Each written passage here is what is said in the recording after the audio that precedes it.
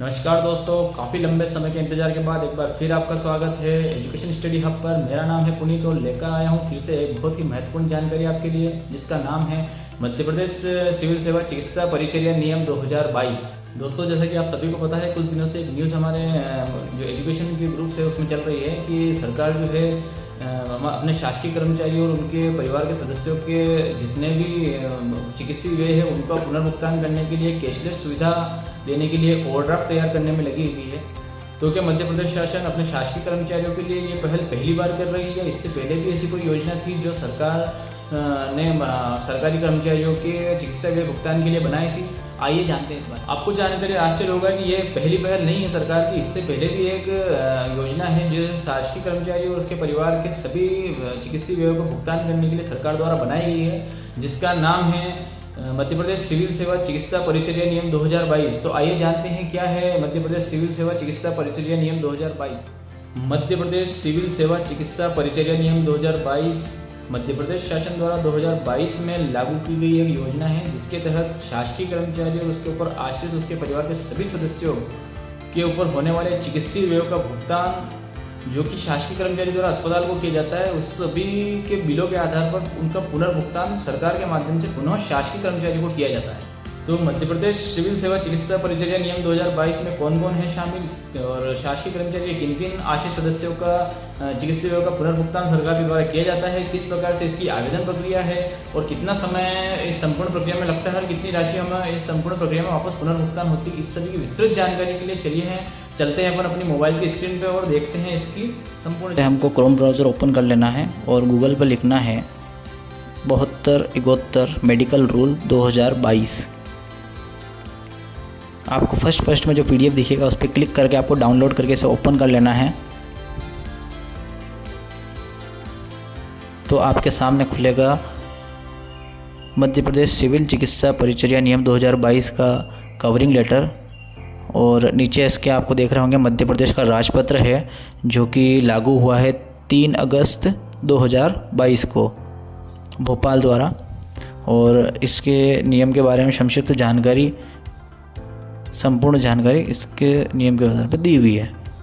इस योजना की सबसे पहली महत्वपूर्ण जानकारी है शासन द्वारा किन किन शासकीय कर्मचारी को इस योजना के तहत चुना गया है। तो इस नियम के बिंदु संख्या 2 में आप देख रहे हैं, ये नियम निम्नलिखित को लागू होंगे। राज्य सरकार के शासकीय कर्मचारियों को जब वे मध्य प्रदेश के भीतर कर्तव्य पर हो या प्रतिनियुक्ति पर हो या अवकाश पर हो या प्रशिक्षणाधीन हो या निलंबन अवधि में हो। इसका मतलब है यह जो नियम है यह शासकीय कर्मचारी सेवा में रहते हुए अगर कोई प्रोबेशन पीरियड में है या कोई सस्पेंशन पीरियड में है तो भी यह नियम उसके लिए लागू रहेगा। दूसरा बिंदु ख कहता है संविदा पर आधारित कार्यरत शासकीय कर्मचारी, ग है प्रशिक्षणाधीन या कर्तव्यरत नगर सैनिक, ग है आकस्मिक निधि से वेतन पाने वाले पूर्णकालिक कर्मचारी तथा ड है मासिक मजदूरी पर निरंतर नियोजित कार्यभारी स्थापना वर्क चार्ट एस्टेब्लिशमेंट के सदस्य। इन शासकीय कर्मचारियों को इस योजना के तहत चिकित्सा व्यय प्रतिपूर्ति की राशि भुगतान हेतु सरकार द्वारा चुना गया है। अगली महत्वपूर्ण जानकारी है किन किन लोगों को इस नियम के अंतर्गत नहीं रखा गया है। तो ये देख रहे होंगे आप बिंदु संख्या 4 में, ये निम्नलिखित को लागू नहीं होंगे। सेवानिवृत्त शासकीय कर्मचारी, अंशकालीन शासकीय कर्मचारी, राज्य सरकार के अधीन कार्य करने वाले अवैतनिक कर्मचारी। अगली महत्वपूर्ण जानकारियों में जो शब्दावली इस योजना के तहत उपयोग ली जाती है उन सभी की डिटेल में जानकारी आपको दी हुई है, जो आप इस नोटिफिकेशन को पढ़कर समझ सकते हैं। अगली जो काम की जानकारी हमारे लिए है परिवार से विपरीत है। परिवार से शासकीय कर्मचारी के परिवार में किन किन लोगों का मेडिकल बिल का भुगतान सरकार द्वारा किया जाएगा, इसके संबंध में स्पष्टीकरण दिया है। परिवार से विपरीत है शासकीय कर्मचारी का पति अथवा पत्नी, ऐसे शासकीय कर्मचारी के साथ रहने वाले और उस पर पूर्णतः आश्रित उसके माता पिता, विधिक रूप से गोद ली गई संतानें और सौतेली संतानें।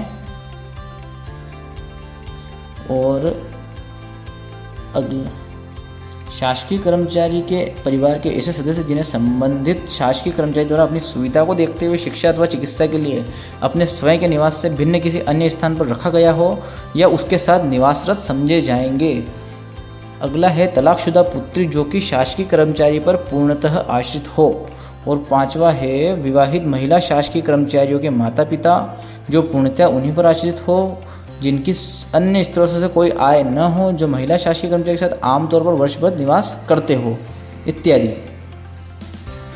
अगला बिंदु 6 कहता है सेवानिवृत्त पेंशन प्राप्त कर रहे माता पिता जिनकी पेंशन अथवा समस्त अन्य स्रोतों से सम्मिलित करते हुए कुल वार्षिक आय 3 लाख रुपए हो शासकीय कर्मचारी पर आश्रित समझे जाएंगे। इसके मतलब अगर किसी शासकीय कर्मचारी के माता पिता जो कि पेंशनर है, अगर उनकी समस्त स्रोतों से जो संपूर्ण आय है वार्षिक वो 3 लाख रुपए हो तो वो भी शासकीय कर्मचारी के ऊपर आश्रित समझे जाएंगे और उनका भी चिकित्सा व्यय प्रतिपूर्ति की राशि जो है सरकार द्वारा भुगतान की जाएगी। बिंदु 7 और यह कहता है जब यदि पति और पत्नी दोनों ही शासकीय सेवा में हो तो चिकित्सा पर होने वाला व्यय की प्रतिपूर्ति का दावा उनमें से केवल किसी एक व्यक्ति द्वारा ही किया जाएगा, दोनों द्वारा अलग अलग रूप से नहीं किया जा सकता। आगे इस योजना के तहत जो शब्दावली यूज की जाती है उन सभी की स्पष्टीकरण इस नोटिफिकेशन के अंदर दिए हुए हैं।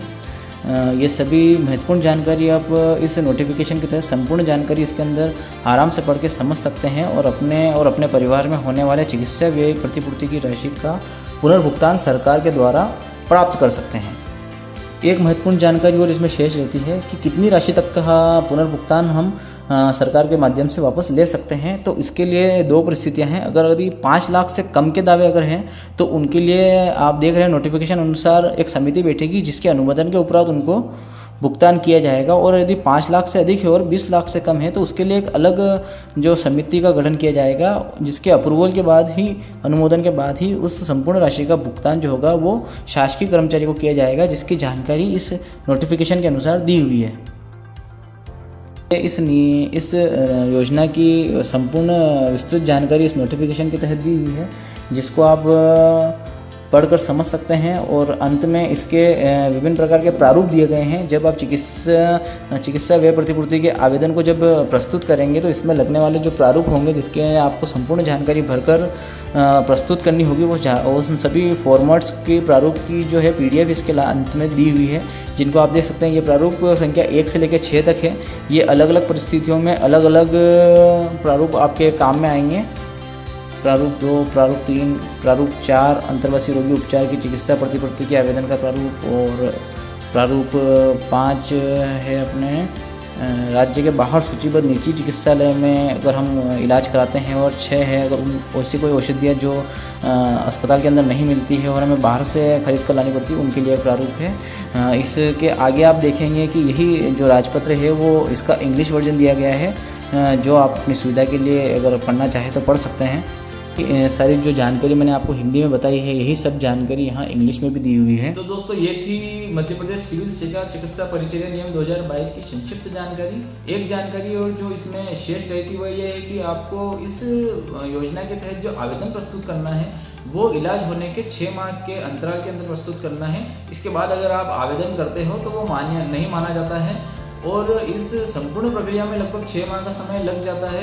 6 माह के अंदर सारी जो प्रक्रिया होती है वो पूर्ण हो जाती है और आपको जो प्रतिपूर्ति की संपूर्ण राशि है सरकार के माध्यम से वापस पुनः लौटा दी जाती है। अब दोस्तों आश्चर्य की बात यह है कि इतनी महत्वपूर्ण योजना के होने के बावजूद भी अधिकांश लोगों को इसके बारे में पता नहीं है। मैं जब अपनी सेवा में नया आया था तब मैंने अपने सीनियर से पूछा था कि सर हमें इस सर्विस के अंदर किस प्रकार की मेडिकल फैसिलिटी मिलती है, क्योंकि अन्य राज्यों में मेडिकल फैसिलिटी जो होती है सरकार के द्वारा प्रोवाइड कराई जाती है। तो मुझे ये कहा गया कि किसी प्रकार की कोई मेडिकल फैसिलिटी हमारे शासन द्वारा नहीं उपलब्ध कराई जाती है। अब सवाल ये उठता है कि किस प्रकार से हम इस योजना के तहत आवेदन कर सकते हैं, किस प्रकार से हमारी राशि वापस लौट सकते हैं, किस किस प्रकार के प्रारूप हमें इसमें लगाने होंगे, किस प्रकार के दस्तावेज जो हमें इसमें लगाने पड़ेंगे, हमें अपना आवेदन कहाँ प्रस्तुत करना पड़ेगा और क्या जो प्रक्रिया होगी, इस बारे में जो विस्तृत जानकारी है हम अगले वीडियो में आपके लिए लेकर आएंगे। तब तक आप हमारे वीडियो को लाइक कर सकते हैं और हमारे कमेंट बॉक्स में अगर आपको वीडियो अच्छा लगा हो और किसी प्रकार का आपको कोई सवाल हो तो कमेंट बॉक्स में उस सवाल को या उस जानकारी को आप हमसे पूछ सकते हैं, ताकि अगले जो वीडियो में होंगे हम पूरी कोशिश करेंगे उस संपूर्ण जानकारी को आपको देने के लिए। धन्यवाद।